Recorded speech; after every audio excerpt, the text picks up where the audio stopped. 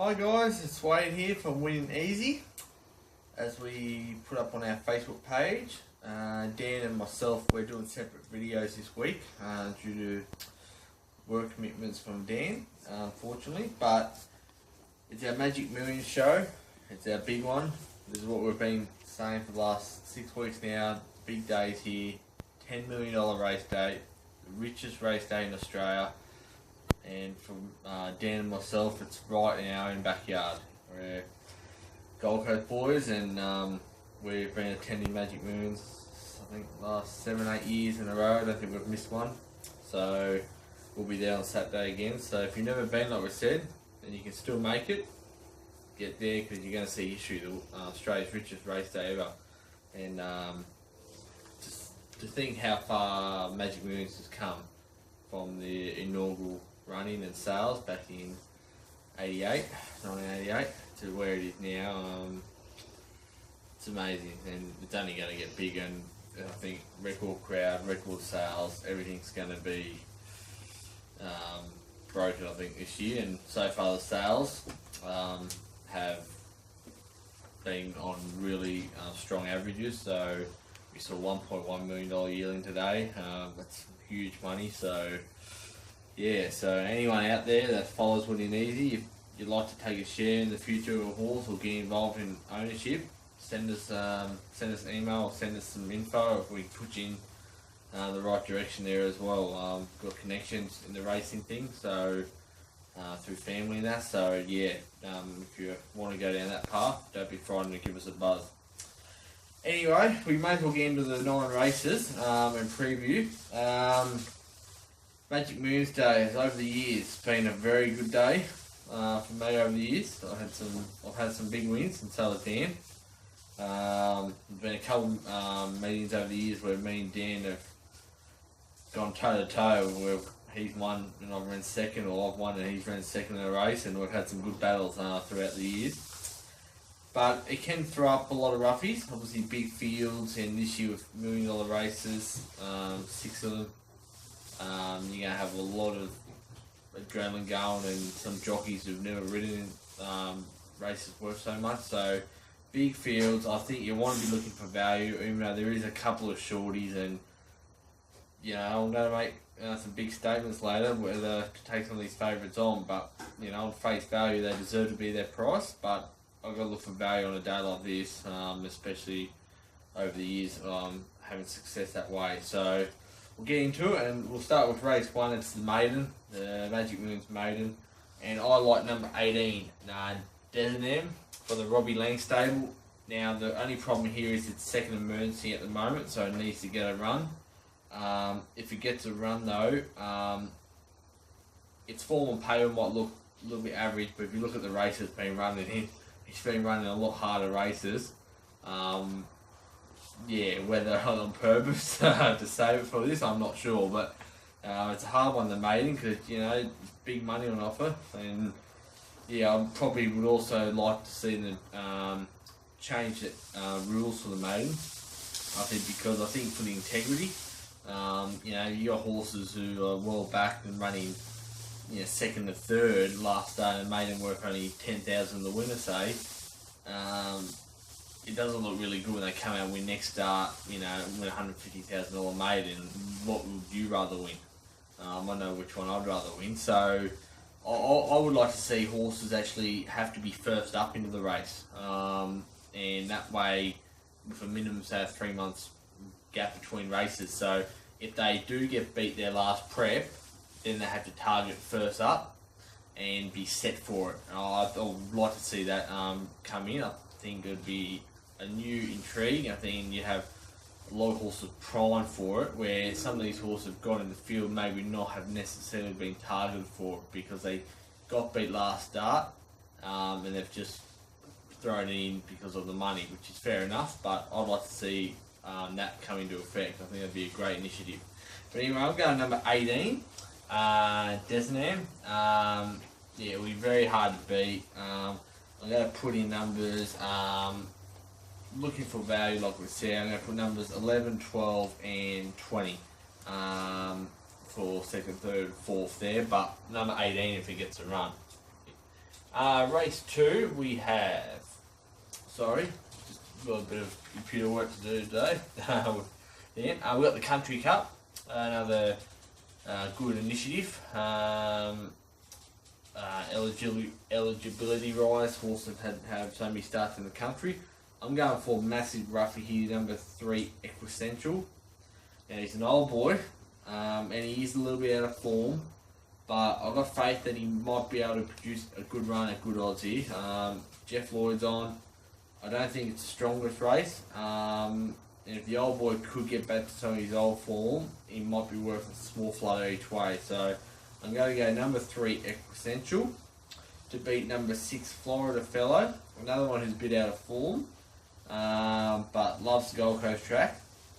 Number 4, Real Fabulous for 3rd, Bossy, Barrier 1, Big Ticks. And number 9, Hydrazine, the local also train the track, which is a big advantage. The Gold Coast track can be a little bit tricky. The track can be a little bit tricky for horses who've never raced there before. I mentioned the track at the moment, the weather's clearing up, so we look like we're going to have a great day Saturday, but the track looks superb. Steve Andrews and his staff have done a sensational job, and I think it's great to see that they didn't race there last Saturday. Obviously, the Gold Coast hosts more meetings than any other track in Australia, and they do a great job in having that many meetings and keeping the track up to the standard. But I think having a week off last week before your biggest race day has just allowed the track to flourish, and with a bit of rain early in the week, it looks sensational. So well done there, and I think it'll be a great racing service on Saturday, and probably get down to, I reckon, a good 4, maybe even a soft 5. So just beautiful, nice giving it, and I think it'll be a fair track for all horses. Race 3 is the first of the $1 million one races, and it's the first running of this race. It's Magic Millions Cutius Open Play, so it's restricted to Cutius eligible horses. So it's really supporting Queensland horses here. Obviously, Cutius is the Queensland Thoroughbred Initiative scheme, and it's a great initiative. And here we have buffering. So this is these $1 million races have allowed us to get a horse of Buffering's calibre to race on the day. 1,300 metres. I don't think it's a worry. Even though he's never won over, as Robbie Heathcote has said, has ran second in 2 Stradbrokes with 58 kilos. So I think that's good enough. But, the last 100 with 61 on his back, and you got Barry 11, Robbie's not too worried about that. I think, Brownie's on, he knows him better than anyone, obviously, but I'm just still a little bit apprehensive, and I'm going to have to go value, and I'm really surprised at the odds of this horse, number 4, Gundy Spirit, around the $14, $15 mark. James McDonald, Tony Gollan, Barrier 1, tick, tick, tick there for me, and to get his last start when he just got further back than he should have, I think he'll get the gun run, and I really think he'll be hard to beat here. I'll go put him in. I'm going to obviously put Buffering in for second, but I don't think he's necessarily even a good thing in a way to run a place. I'm going to sort of almost not take him on, but he was class for taking a long way. But I just got a few little negatives against him this week. But he just keeps proving everyone wrong, and age is no barrier, and he's a great horse. To get down to see him, and if he does win, the whole crowd will erupt because it'll be great to see him win. But I'm going to put him for second. For third, I have number 8, Mr. Booze, Barrier 2, Bradley Stewart. He's riding sensational at the moment. Geez, he really is a talented rider, Bradley. When he just puts his mind to it, there's not too many better riders in Australia. He's definitely the best rider in Queensland when he put his mind on the job, and he's riding great. And number 11, Spur Leger from the Stewie Kendrick stable. Stewie's he's a really underrated trainer, Stewie. He gets these bargain buy horses and places them well, and gets his owners prize money, which is what the game's about when we go into. We love the racing and the excitement, but in the day we like to see our bank accounts going up. So Stewie does a great job. So I'm going to go Gundy Spirit to cause an upset there and beat the favourite horse of Queensland's Buffering. But I think, Gundy Spirit can cause an upset there, and Yeah, the crowd, there'll be a lot of disappointed punters if that happens, because Buffering currently is about the $1.60 mark, I'm pretty sure, maybe even a bit shorter at the moment, if I just have a quick check for you. Buffering currently, as of right now, is at $1.25. So, wow. That's short. I don't know if you want to be jumping in that when you could have got some good odds in this campaign already. But Gundy Spirit at the moment, $14, great odds. Race 4 we have it's the Fillies and Mares. Another $1 million race, crazy money. I'm going to tip number 7, Tuyoko. That's how you pronounce it. Good mare, bit disappointing last start. One major negative for me, barrier 20, the outside barrier. Stevie Baster on, but she'll go forward. But you've always forgiven a horse for one bad run, and I sort of put a line through a last start run. I'm happy that Stevie's going on, vigorous jockey, and I think at the odds she deserves another chance. So we'll go with that. Number 7 to beat 6, Echo Girl from the Gay Waterhouse stable. Be very hard to beat. Would have been set for this day. Number 10, Tina Molina for 3rd. This was one of the only horses actually that won one of the wild card entries. So this year Magic Moons we touched on the other week. There was 4 races on the lead up to horses who aren't Magic Moons horses being able to win those races and get a wild card entry into a certain race on Magic Moons Day. And Tina Molina won the Fillies and Mares race 2 weeks ago on Boxing Day at the Gold Coast, and by winning that she was able to get a wild card entry into the Fillies and Mares race. Now, I'm definitely not in favour of this. I don't believe this should happen.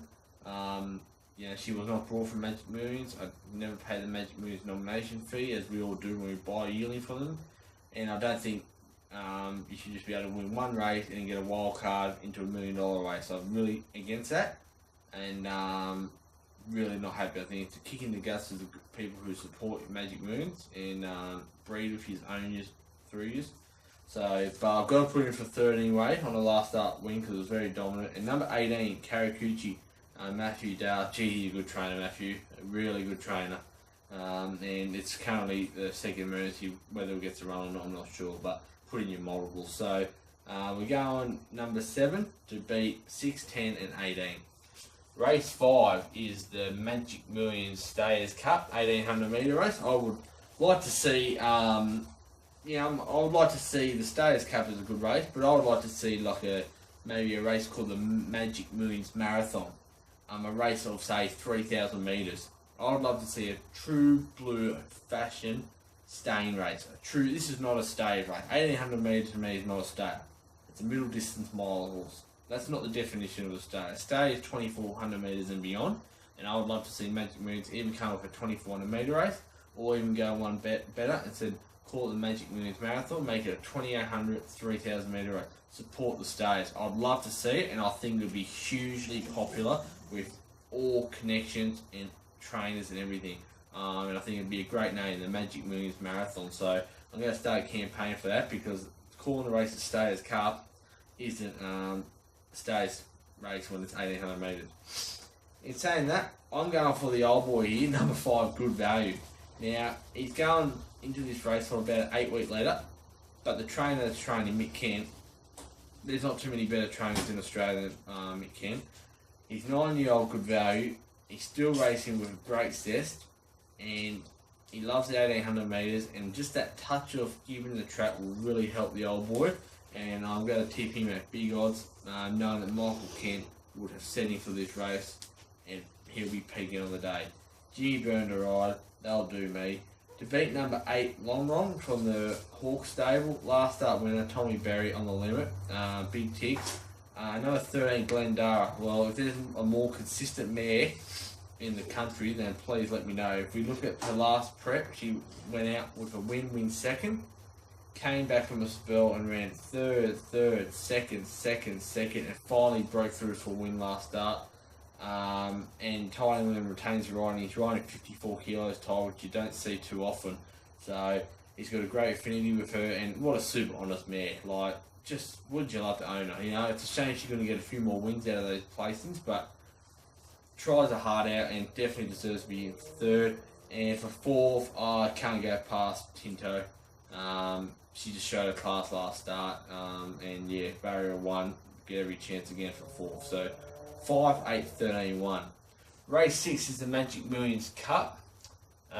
This race has been good to me over the years. I had a big prize winner, going back probably 5, 6 years ago now, in a horse called, from Brian. Guys, tell you what, I've had a memory blank. It'll come to me. Maasai Pride, the grey. Super talented horse on his day, but had a few little enigmas. And I just thought that was his day, and at $51, he got the money, and I don't think I've screamed as much in my life. And poor Hemsley rode an amazing ride, and he got stuck into it under these whip rules today. He wouldn't have been able to, and maybe the result might have been a bit different, but he got the money, and I'm forever grateful for that day and night. So the whip rules we'll keep pursuing against, but not today. Obviously in our next week's show, and therefore on, we'll keep pursuing our hate towards the new whip rules. But at the moment they're in, and we can't do anything about it, and people power is the only thing that'll change it. But getting back to my tips, I'm going to give one last chance, number 3, Strawberry Boy, and there's a couple of you probably watching, including Patrick. We tipped this on Cox Plate down in Melbourne, and he ran last. He's that type of horse. He's got plenty of ability, but he's getting older, and he might be thinking a bit. But I'm sure he would have been set for this race from the Chris Waller stable, owned by Singo. Obviously, Singo used to own Magic Moves with Jerry Harvey, so I'm pretty sure Singo would love a winner on Magic Millions Day and take some of the prize money back. So I'll give him one last chance, the old boy. If he runs his best, I think he'll win, but we've got to take him on trust, that's for sure. To beat numbers, for second number 9 we have here, Saluda. Well, another horse that was good to me on Magic Millions Day a couple of years ago. He won the 3 Old Guineas. And maybe that's the second most cheered, because it was an amazing ride, and he held off a fast finish in Sizzling. And he races great on this day. He's a great old horse. He's now on, obviously, the Rob Heathcote stable. He was with Jason McLaughlin back then. But he's racing super consistent. Barrier 3, 54, has to be in the placings. Third, I'm going to go Laval. Number 10 for third, and number 12, Bagari for fourth. This horse is the X Factor. I think he's barrier 5, Lloyd Kennerwell, who won with De Heros in the 3 Old Guineas last year. So he would have in prime. He would target this race with his horse. He ran a good race last start, and I think he's the danger horse in the race. But I've got to give Strawberry Boy one more chance. Now we get into the 2 big ones, and the first one is the Magic Millions 3 Old Guineas. It's worth $2 million. It's gone up from $1 million to $2 million. And that being the case, we've attracted a horse who I have a huge opinion of, and as you've been following winning these, you wouldn't know, and I've tipped him all his last 3 wins, going back to his win 3 starts ago at $21 Mahuda. Really good horse, and they only target this race because of the prize money, but he's come up with a visitor's draw, barrier 20, 58 kilos, first weight, the clockwise direction, and at the Gold Coast track. Do you want to be backing him this week? I'm saying no. I've got to take him on this week. Tough race. I think the top 2 selections here I couldn't split. I honestly could not split. I end up going with number 13, Flamboyant Lass from the Gay Waterhouse stable. They won this race with Sweet Idea 2 years ago. Same owners, same trainer. She was disappointed a bit last start, you gotta admit she was, but I'll forgive her for that, knowing that she's got the ability, and once she gets up to 1400, she's got James McDonald who rode Sweet Idea, so it's the exact same combo. She'll go forward, and I think she'll dictate the race, and she'll show true Gay Waterhouse's fighting quality that her horses possess, and will kick on hold off the fast finishing I'm Belushi. He's a really good horse, this horse from the Desley Forster stable. His Group 1 place last start and the Spring Champion. He targeted this race first up once again because of the money, and you can't blame him. It's too big a money. If there's speed on, he'll be storming home the last 100. He's obviously better over further, but you can't leave him out because he's got class. That's for second. For third, I'm put in numbers. Third, number 6, Any Stride from the Rex Lip stable at a bit of value. Barrier 2 is a big thing for this horse. We'll get a really soft run. And for fourth, number 18, whether he'll get a run, hesitation. Once again, his second emergency. I'm not sure. If he gets a run, he's of course with plenty of ability. I'm leaving Mahooter out sadly, and I might regret it on Saturday afternoon. Don't get off him. He's a really good horse, and you know I'm a huge fan. But this week I've got to take him on. So I'm taking on a few of the better chances this week, looking for value. So 5 to beat 13, 6, and 18. The 2-year-old race, the Magic Moons 2-year-old Classic. This is what Magic Moons was created for, to buy yearlings and then 12 months later and come back and win the 2-year-old race. There's been so many fairy tale stories since the inaugural running when Snippets won. It's now worth $2 million. It's obviously a $2 million race as well, with the $500,000 women's in bonus. $500,000 women's in bonus extra as well for female-owned horses. All going to be female-owned.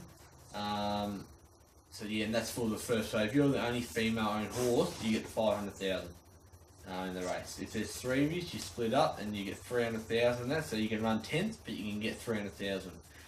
It's a great initiative. Getting women in racing and ownership. Once again, I have a few issues here that husbands are just putting their horses in the wife's name. And girlfriends' names and stuff, and that sort of takes the purpose away from them. I believe it should only be for maybe first-time female owners that have no involvement with racing through husbands, through database and that, which would easily be able to access. So I would like to see it change a bit because I think there's a bit of a loophole there and that, but I think it's still a great initiative for Magic Moons. We have the favourite Capitalist. Well, he's a star. He had 2 wins from 2 starts, and he's got Barrier 2, and he's got Blake Shin and Peter and Paul Snow. Really, can you tip against him? No, but I am. I'm going to tip a horse here, number 12, Faraway Town.